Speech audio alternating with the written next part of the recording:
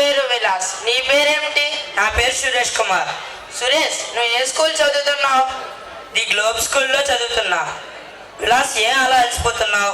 నా బ్యాగ్ చాలా బరువుగుంది సురేష్. నీ బ్యాగ్లో ఏమున్నాయి విలాస్? పుస్తకాలు సురేష్. అదేంటి సురేష్, నీ బ్యాగ్ అంత తేలిగ్గా ఉంది? నా బ్యాగ్లో కూడా పుస్తకాలే ఉన్నాయి విలాస్. కారణం ఏమిటి సురేష్? కారణం ఏమిటంటే మా స్కూల్లో రోజుకి అన్ని సబ్జెక్ట్స్ చెప్తారు, కానీ 3 సబ్జెక్ట్స్ మాత్రమే హోంవర్క్ ఇస్తారు. అందులో 1 రీడింగ్, 2 రైటింగ్. మేము ఆ పుస్తకాలు మాత్రమే బ్యాగ్లో పెట్టుకొని ఇంటికి తీసుకువెళ్తాం. ఓ, చాలా బాగుంది సురేష్. మీ స్కూల్లో ఇంకేమైనా ఫెసిలిటీస్ ఉన్నాయా? చాలా ఫెసిలిటీస్ ఉన్నాయి విలాస్, చెప్పమంటావా? ప్లీజ్ చెప్పు సురేష్. అదేమిటంటే మా స్కూల్లో ముందుగా రోజు జరిగే ప్రార్థన కార్యక్రమంలో రోజుకో భాష 3 భాషల్లో ప్రార్థన చేయిస్తారు. ఏమిటా 3 భాషలు సురేష్? 1 మాతృభాష తెలుగు, 2 రాజ్య భాష హిందీ, 3 అంతర్జాతీయ భాష ఇంగ్లీష్. ఓ, చాలా బాగుంది సురేష్. మీ స్కూల్లో ఉపాధ్యాయులు పాఠాలు ఎలా బోధిస్తారు? మా స్కూల్లో మాకు పాఠాలు చెప్పడానికి చాలా అనుభవం కలిగిన ఉపాధ్యాయులు ఉన్నారు. మా ఉపాధ్యాయులు మాకు వ్యక్తిగత నైపుణ్యాన్ని అందిస్తారు. హాయ్ విఘ్నేష్. వాళ్ళ స్కూల్ కోసం తెలుసుకుంటున్నాను విఘ్నేష్. మీది ఏ school? The globe school. Hi Vinay. దారి మధ్యలో ఏం చేస్తున్నావు? మన స్కూల్ గురించి అడిగితే చెప్తున్నాను వినయ్. మీకు ఎటువంటి సందేహాలు ఉన్నా మమ్మల్ని అడగండి. అయితే ఇంకేమైనా నేర్పిస్తారా మీ స్కూల్లో?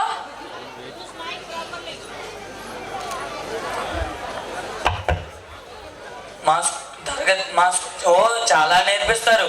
తరగతి గదిలో క్లాస్ ప్రారంభం అవ్వడానికి ముందుగా నైతిక విలువలు నేర్పిస్తారు. దానితో పాటు భగవద్గీత శ్లోకాలు కూడా నేర్పిస్తారు. ఏంటి వినయ్ అంటున్నావు? భగవద్గీత శ్లోకాలా? అవి కూడా సంస్కృతంలోనా? అవును విఘ్నేష్, మా స్నేహితులు కొందరు ఇప్పుడు పాడతారు, వింటావా? తప్పకుండా వింటా వినయ్.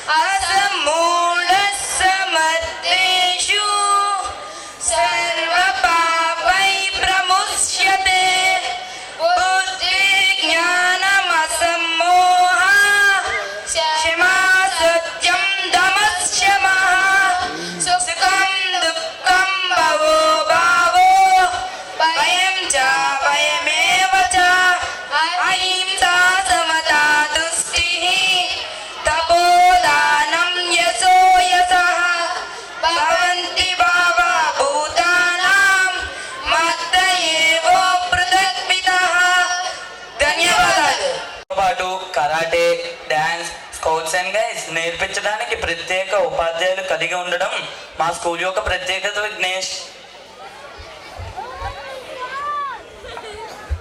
హాయ్ క్రాంతి. హాయ్ సురేష్, ఏమి చేస్తున్నావు ఇక్కడ? వాళ్ళు మన స్కూల్ గురించి అడిగితే చెప్తున్నాను క్రాంతి. అయితే ఇంకేమైనా యాక్టివిటీస్ ఉన్నాయా మీ స్కూల్లో? ఓ, మా స్కూల్కి విశాలమైన 1 ఎకరా ప్లే గ్రౌండ్ ఉంది.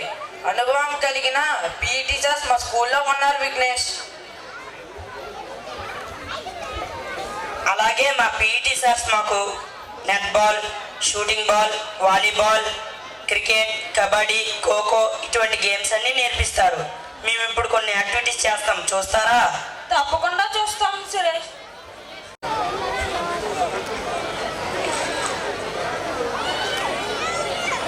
చాలా బాగా చేశారు క్రాంతి. దీనికి తోడుగా మొన్నే జరిగిన నేషనల్ గేమ్స్ లో విజయం సాధించిన విద్యార్థులు మా స్కూల్లో ఉన్నారు విఘ్నేష్. ఏమిటి సురేష్, 1 ఎకరం ప్లే గ్రౌండా? అవును విఘ్నేష్, మీ స్కూల్లో గ్రౌండ్ లేదా? ఏంటి సురేష్, గ్రౌండా? మా స్కూల్లో తరగతి గదులకే స్థలం లేదు, ఇంకా గ్రౌండ్ అంటావేంటి సురేష్?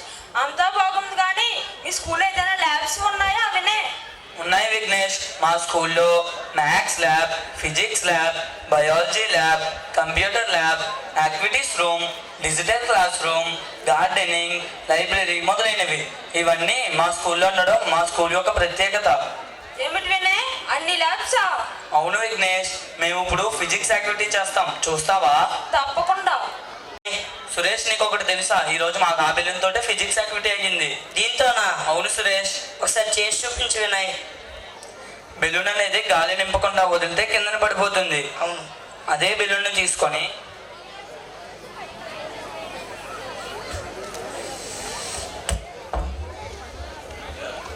గాలి నింపి వదిలితే ఎగిరిపోతుంది. అది ఎలా వినాయక్? గాలి నింపకుండా వదిలితే పడిపోయింది, గాలి నింపి వదిలితే ఎగిరిపోతుంది. ఎలా అంటే గాలి నింపి ఉన్న బెలూన్ని వదలడం వల్ల గాలి అనేది బలంగా కిందకి వెళ్తుంది, దానివల్లనే బెలూన్ ఎగిరిపోతుంది. అవునా, చాలా బాగుంది వినాయక్. అలాగే ఇదే ఒక ఫార్ములాని పెద్ద పెద్ద శాస్త్రవేత్తలు కూడా ఉపయోగిస్తారు. మొన్నే జరిగిన చంద్రయాన్ 3 కూడా ఇదే ఫార్ములా యూజ్ చేశారు. అవునా? నీకో విషయం తెలుసా? మా స్కూల్లో స్నాక్స్ విషయంలో ఏంటి క్రాంతి, స్నాక్సా? అవును విఘ్నేష్, మా స్కూల్లో స్నాక్స్ విషయంలో జంక్ ఫుడ్ అనేది నాట్ అలౌ. ఫ్రూట్స్ మాత్రమే పిల్లలు తీసుకొని వస్తారు విఘ్నేష్.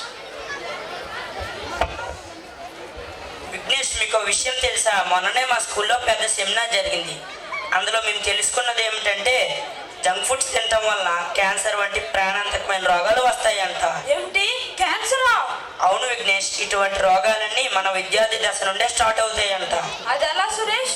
అది ఎలాగంటే జంక్ ఫుడ్స్ తినటం వల్లనే కాదు, మనం తీసుకునే ప్రతి ఆహారం కూడా కలుషితమైనదే. సురేష్, కలుషితం ఎలా అవుతుంది? అది ఎలాగంటే ఒకప్పటి కాలంలో వ్యవసాయానికి ఆర్గానిక్ మాన్యూర్ మాత్రమే ఉపయోగించేవారు. ఆర్గానిక్ మాన్యూర్ అంటే ఏమిటి సురేష్? ఆర్గానిక్ మాన్యూర్ అంటే సేంద్రియ ఎరువులు. వాటిని cow dung, animal waste, plant waste వీటన్నిటిని డికంపోజ్ చేసి తయారు చేస్తారు. హో, దీన్న ఆర్గానిక్ మాన్యూర్ అని అంటారు. అవును విఘ్నేష్, కానీ ఇప్పటి కాలంలో మాత్రం కెమికల్ ఫెర్టిలైజర్స్ మాత్రమే ఉపయోగిస్తున్నారు. వాటిలో ఉండే కెమికల్ పొల్యూటెంట్స్ మనం తీసుకునే ఆహారంలో కలిసిపోయి మనకు తెలియకుండానే బాడీలోకి వెళ్ళిపోతున్నాయి. ఏమిటి సురేష్, ఇలా జరుగుతుందా?